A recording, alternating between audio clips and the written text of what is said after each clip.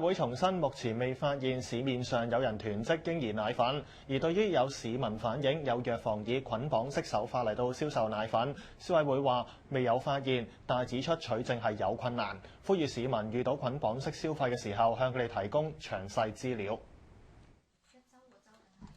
黃女士有一個唔夠1歲嘅小朋友，佢話雖然部分奶粉代理商同政府一直強調未發現市面上有人囤積嬰兒奶粉，不過佢就遇過有藥房以捆綁式手法銷售奶粉，甚至需要同藥房打交道先至能夠買到奶粉。我咪入去睇咯，咁我睇唔啱啊嘛，咁我咪同佢講話睇唔啱啊，我就係要一罐奶粉啦咁樣。咁佢就話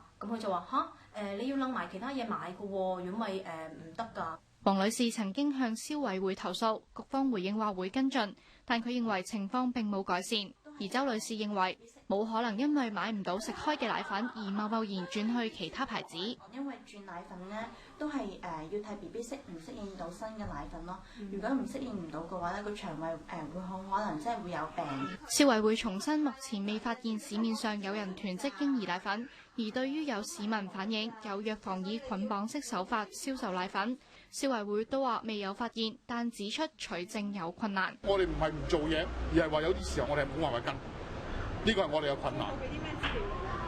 乜嘢都好，越多越好。譬如話，起碼你喺邊間鋪頭啊，買嘅情況點樣啊，個價錢點樣啊，有埋單據啊。消委會呼籲市民遇到捆綁式消費，需要向佢哋舉報，並提供詳細資料，以便佢哋作出跟進。澳門電視台記者曾曉瑜報道。